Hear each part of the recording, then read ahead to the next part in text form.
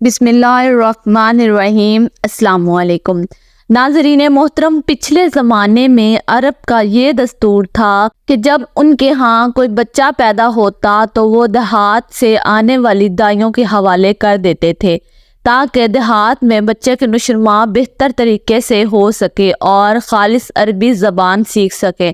دائیوں کا قافلہ مکہ میں داخل ہوا۔ انہوں نے ان گھروں کی تلاش شروع کی جن میں بچے پیدا ہوئے تھے۔ اس طرح بہت سی دائیاں جناب عبد المطلب کے گھر بھی آئی، نبی کریم صلی اللہ علیہ وآلہ وسلم کو دیکھا، لیکن جب انہیں معلوم ہوا کہ یہ بچہ تو یتیم پیدا ہوا ہے تو اس خیال میں چھوڑ کر آگے بڑھ گئی کہ یتیم بچے کے گھرانے سے انہیں کیا ملے گا۔ اس طرح دائیاں آتی رہیں اور جاتی رہیں، کسی نے آپ کو دودھ پلانا منظور نہ کیا، اور کرتی بھی کیسے؟ یہ سعادت تو حضرت حلیمہ کے حصے میں آنی تھی۔ جب حلیمہ مکہ پہنچی تو انہیں معلوم ہوا سب عورتوں کو کوئی نہ کوئی بچہ مل گیا ہے اور اب صرف وہ بغیر بچے کے رہ گئی ہے، اور اب کوئی بچہ باقی نہیں بچا۔ ہاں، ایک یتیم بچہ ضرور باقی ہے جسے دوسری عورتیں چھوڑ کر چلی گئی۔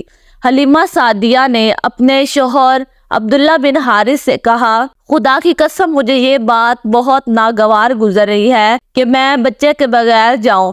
دوسری سب عورتیں بچہ لے کر چلی گئی اور یہ مجھے تانا دیں گی، اس لیے کیوں نہ ہم اس یتیم بچے کو لے لیں۔ عبداللہ بن حارث بولے، کوئی حرج نہیں، ہو سکتا ہے اللہ اسی بچے کے ذریعے ہمیں خیر و برکت عطا فرما دے۔ چنانچہ حضرت حلیمہ عبد المطلب کے گھر گئی۔ جناب عبد المطلب اور حضرت آمنہ نے انہیں خوش آمدید کہا۔ پھر حضرت آمنہ انہیں بچے کے پاس لے گئی۔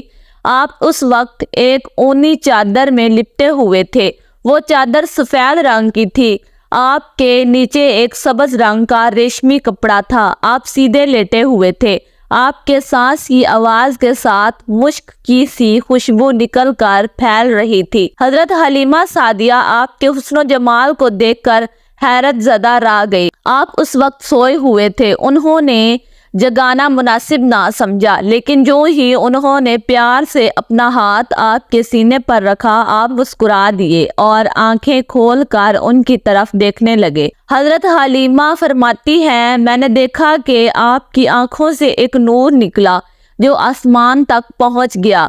میں نے آپ کو گود میں اٹھا کر آپ کی دونوں آنکھوں کے درمیان والی جگہ پر پیار کیا۔ پھر میں نے آپ کی والدہ اور عبد المطلب سے اجازت چاہی، بچے کو لے کر قافلے میں آئی تو میں نے آپ کو دودھ پلانے کے لیے گود میں لٹایا تو پہلے میں نے بائیں طرف سے دودھ پلانا چاہا، لیکن آپ نے اس طرف سے دودھ نہ پیا، دائیں طرف سے آپ فوراً دودھ پینے لگے۔ بعد میں بھی آپ کی یہی عادت رہی، آپ صرف دائیں طرف سے دودھ پیتے رہے، بائیں طرف سے میرا بچہ پیتا رہا۔ پھر قافلہ روانہ ہوا۔ حلیمہ سعدیہ فرماتی ہے، میں اپنی اونٹنی پر سوار ہوئی، آپ کو ساتھ لے لیا۔ اب جو ہماری اونٹنی چلی تو اس قدر تیز چلی کہ اس نے پورے قافلے کی سواریوں کو پیچھے چھوڑ دیا۔ پہلے وہ مریل ہونے کی بنا پر سب سے پیچھے رہتی تھی۔ میری خواتین ساتھی حیرانگی سے مخاطب ہوئی کہ اے حلیمہ، یہ آج کیا ہو رہا ہے؟ تمہاری اونٹنی اس قدر تیز کیسے چل رہی ہے؟ کیا یہ وہی اونٹنی ہے جس پر تم آئی تھی اور جس کے لیے ایک ایک قدم اٹھانا بہت ہی مشکل تھا؟ جواب میں نے ان سے کہا، بے شک یہ وہی اونٹنی ہے، اللہ کی قسم اس کا معاملہ عجیب ہے۔ پھر یہ لوگ بنو سعد کی بستی پہنچ گئے۔ ان دنوں یہ علاقہ خشک اور قحط زدہ تھا۔ حلیمہ سعدیہ فرماتی ہیں، اس شام جب ہماری بکریاں چر کر واپس آئیں تو ان کے تھن دودھ سے بھرے ہوئے تھے، جبکہ اس سے پہلے اس طرح کبھی نہیں ہوا تھا۔ ان میں سے دودھ بہت کم اور بہت مشکل سے نکلتا تھا۔ ہم نے اس دن اپنی بکریوں کا دودھ دھویا تو ہمارے سارے برتن بھر گئے اور ہم نے جان لیا کہ یہ ساری برکت اس بچے کی وجہ سے ہے۔ اس کے آس پاس کی عورتوں میں بھی یہ بات پھیل گئی، ان کی بکریاں بدستور بہت کم دودھ دے رہی تھی۔ ہمارے گھر میں ہر طرف ہر چیز میں برکت نظر آنے لگی۔ دوسرے لوگ تعجب میں رہے۔ اس طرح 2 ماہ گزر گئے۔ 2 ماہ میں ہی آپ چلنے پھرنے لگ گئے۔ آپ 8 ماہ کے ہوئے تو باتیں کرنے لگ گئے۔ آپ کی باتیں سمجھ میں آتی تھی۔ 9 ماہ کی عمر میں آپ بہت ہی صاف گفتگو کرنے لگے۔ اس دوران آپ کی بہت سی برکات دیکھنے میں آئی۔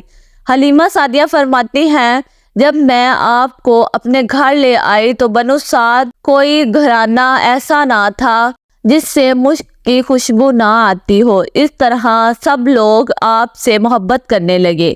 جب آپ نے آپ کا دودھ چھڑایا تو آپ کی زبان مبارک سے یہ الفاظ نکلے، اللہ اکبر کبیرہ والحمد للہ کثیرہ وسبحان اللہ بکرۃ وصیلہ، یعنی اللہ تعالیٰ بہت بڑا ہے، اللہ تعالیٰ کے لیے بے حد تعریفیں ہیں اور اللہ کے لیے صبح و شام کی پاکی ہے۔ پھر جب آپ صلی اللہ علیہ وآلہ وسلم 2 سال کے ہو گئے تو ہم آپ کو لے کر آپ کی والدہ کے پاس آئے۔ اس عمر کو پہنچنے کے بعد بچوں کو ماں باپ کے حوالے کر دیا جاتا تھا۔ ادھر ہم آپ کی برکات دیکھ چکے تھے اور ہماری آرزو تھی کہ ابھی آپ کچھ اور مدت ہمارے پاس رہیں۔ چنانچہ ہم نے اس بارے میں آپ کی والدہ سے بات کی۔ ان سے کہا، آپ ہمیں اجازت دیجیے ہم بچے کو 1 سال اور اپنے پاس رکھ لیں۔ میں ڈرتی ہوں کہ کہیں اس پر مکہ کی بیماریوں اور آب و ہوا کا اثر نہ ہو جائے۔ جب ہم نے ان سے بار بار کہا تو حضرت آمنہ مان گئی اور ہم آپ کو پھر اپنے گھر لے آئے۔ محترم ناظرین، آپ صلی اللہ علیہ وسلم کے آنے سے حلیمہ سعدیہ کے گھر میں ہر طرف برکات ہی برکات نظر آنے لگی۔ اور یہ تھی آج کی خوبصورت ویڈیو۔ اگر ویڈیو اچھی لگے تو لائک شیئر کمنٹ کر کے اپنی رائے کا اظہار ضرور کریں، اور اگر آپ چینل پہ نیو ہیں تو سبسکرائب کر دیں، ساتھ لگے بیل آئیکن پہ لازمی پریس کیا کریں تاکہ اس طرح کی مزید ویڈیو آپ تک بآسانی پہنچ سکے۔ ملتے ہیں نیکسٹ ویڈیو میں، تب تک کے لیے اللہ حافظ۔